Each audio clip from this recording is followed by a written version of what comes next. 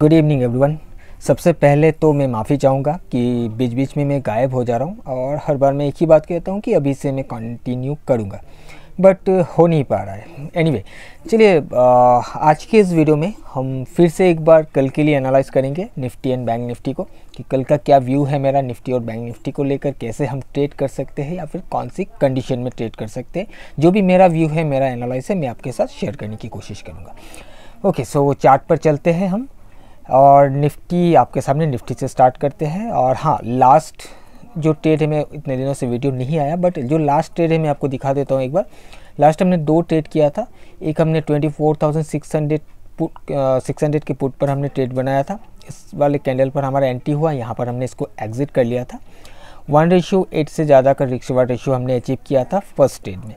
और उसके बाद सेकेंड और एक ट्रेड हमने बनाया था जो कि 24,400 के पुट पर था, और इस ट्रेड में हमने 1:10 अचीव किया था। बहुत ही छोटा सा एक स्टॉप लॉस था, बहुत ही छोटा हमें स्टॉप लॉस मिल रहा था। उसी स्टॉप लॉस के साथ हमने इस ट्रेड को किया था और ट्रेड लेने के बाद एक तरफा हमें मूवमेंट मिल गया था। ओके, सो दो ट्रेड था, एक 1:8 और एक 1:10 का।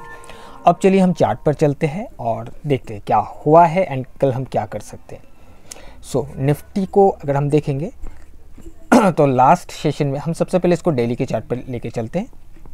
और डेली के चार्ट पर अगर आप जाओगे तो यहाँ पर हमें देखने के लिए मिल रहा है कि निफ्टी काफ़ी दिनों से ये एक रेड कैंडल जो है, इसी कैंडल के अंदर ट्रेड कर रहा है। इसका जो रेंज है, इस रेंज को ये छोड़कर जा नहीं पा रहा है।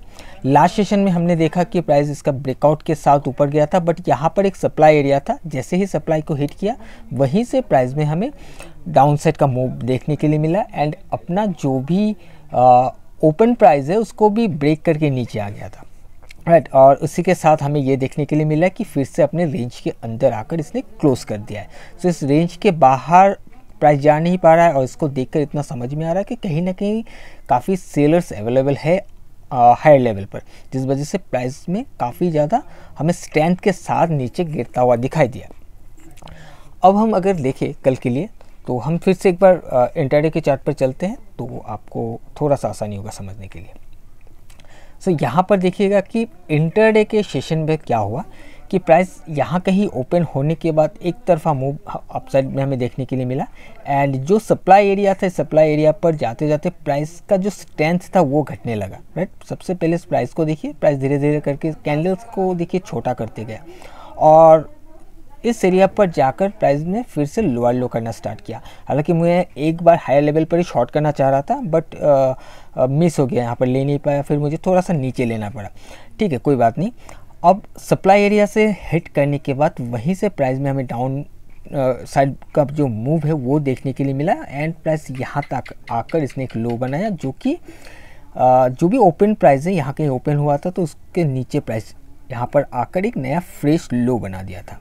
फिर से यहाँ से उठना स्टार्ट किया, कुछ इस तरीके से गया। प्राइस ये रिट्रेसमेंट में था एंड जो भी कैंडल का जो रेंज था 24,365 का, जो रेड कैंडल मैंने आपको डेली में दिखाया, ये हाई था इसका।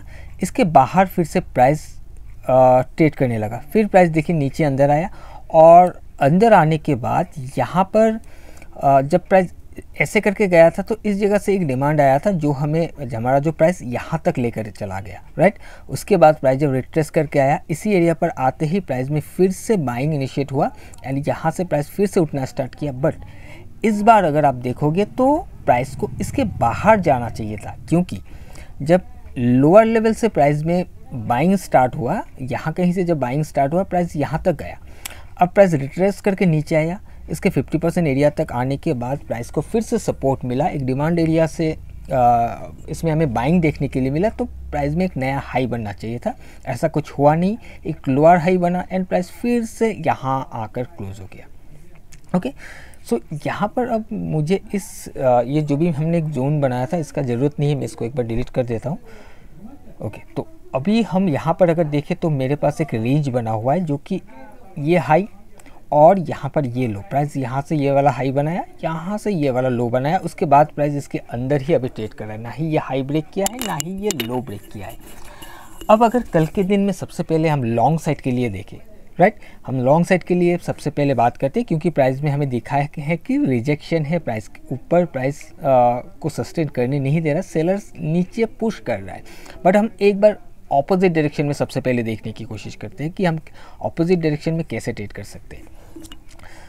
अगर कल सबसे पहले इस वाले लेवल को ब्रेक करता है, प्राइस यहाँ कहीं ओपन होके इसको ब्रेक करके ऊपर चला जाए और इसके ऊपर थोड़ा सस्टेन कर जाए, या प्राइस ऊपर ओपन होके ऊपर प्राइस सस्टेन कर जाए एंड उसके बाद प्राइस रिट्रेस करके आए, रिट्रेसमेंट के दौरान अगर हमें कोई भी एंट्री का कंफर्मेशन मिलता है तो हम यहाँ से लॉन्ग साइड के लिए प्लान करके चल सकते हैं। बट सबसे पहले इस वाले टॉप का ब्रेकआउट चाहिए, सस्टेन होना चाहिए इसके ऊपर। एक बार सस्टेन होता है तो प्राइस रिट्रेस करके इसके अंदर भी आ जाए तो कोई प्रॉब्लम नहीं है, इसके अंदर आने के बाद भी ये अपने ट्रेंड को शिफ्ट कर देगा, चेंज करते हुए फिर प्राइस ऊपर जाने की कोशिश कर सकता है। और अगर प्राइस को डाउन आना है तो सबसे पहले इसका ब्रेकडाउन होना चाहिए, यहाँ ओपन होकर नीचे आ जाए या इसके नीचे ही ओपन हो जाए, कहीं भी ओपन हो, इसके इस लो के नीचे ओपन हो जाए गैप डाउन के साथ, या इसके यहाँ कहीं ओपन होकर ब्रेक कर जाए। किसी भी हालत में इसको ब्रेक करना चाहिए। अगर ये ब्रेक करता है तो फिर वीकनेस कंटिन्यू हो सकता है और प्राइस रिट्रेसमेंट में कहीं से भी प्राइस में हमें डाउन साइड का प्लान करके हम चल सकते हैं, ये अपॉर्चुनिटी हमें मिल सकता है। ओके, तो एक रेंज है, ये हाई एंड ये लो, इसके अंदर से कोई प्लान नहीं करना है। सबसे पहले देखना है कि प्राइस का ब्रेकआउट किस साइड में हो रहा है, सस्टेन कहाँ पर कर रहा है। अगर इस साइड में ब्रेकआउट कर रहा है तो यहाँ पर हो सकता है कि जो भी सेल करके आया हुआ है वो ट्रैप हो जाए और एक शॉर्ट कवरिंग हमें देखने के लिए मिले। और अगर ये ब्रेकडाउन हो जाए तो कहीं ना कहीं हो सकता है इस एरिया पर जो भी लॉन्ग होने की कोशिश हुआ है वो ट्रैप हो जाए और हमें डाउन साइड का मूवमेंट देखने के लिए मिले और ये कंटिन्यूशन में चला जाए। क्योंकि अगर प्राइस अपने जो भी मैंने आपको रेड कैंडल दिखाया हुआ डेली में, इसके हाई के ऊपर सस्टेन नहीं कर पा रहा है और प्राइस नीचे गिरने की कोशिश कर रहा है, तो ये एक इम्पॉर्टेंट रेजिस्टेंस है। तो ये क्या करेगा, सपोर्ट की तरफ आने की कोशिश करेगा, यानी कि इस हाई से ये लो की तरफ आने की कोशिश करेगा। अगर मैं डेली चार्ट पर दिखाऊं आपको तो कहीं ना कहीं इस वाले कैंडल के लोअर एरिया तक आने की कोशिश कर सकता है। अगर ये इसके बाहर जा ही नहीं पाता, इसके नीचे ही सस्टेन करता है। अब ये चीज़ एक ही दिन में हो जाएगा ये नहीं बोल रहा हूँ मैं, हो सकता है ये 2 दिन या 3 दिन भी लग जाए, बट कोशिश ये कर सकता है कि अगर ये सस्टेन नीचे होता है तो ये लो की तरफ आने की कोशिश कर सकता है। आई होप कि आपको समझ में आया होगा कि क्या प्लान करके चल रहा हूँ मैं। अब चलिए हम बैंक निफ्टी को देखते हैं। ऑलराइट, सो बैंक निफ्टी में भी हमें सेम ही कैंडल देखने के लिए मिला, एक रिजेक्शन के साथ हायर लेवल से, और इसमें भी एक सप्लाई एरिया था जो कि इस वाले कैंडल पर यहाँ कहीं फॉर्म किया था और उसी को हिट करते ही प्राइस में हमें डाउन साइड का मूव देखने के लिए मिला है। हम अगर इसको 5 मिनट्स में जाकर चेक करें तो यहाँ पर आपको देखने के लिए मिलेगा कि जैसे ही सप्लाई एरिया को हिट किया वहीं से प्राइस में रिजेक्शन एंड प्राइस धीरे धीरे करके लोअर लो किया और वहीं से प्राइस में हमें फॉल देखने के लिए मिला है।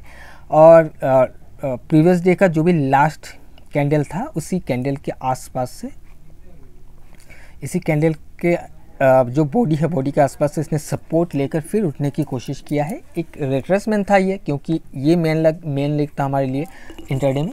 उसके बाद प्राइस फिर से नीचे आया, अब यहाँ पर कहीं क्लोज करके बैठा हुआ है।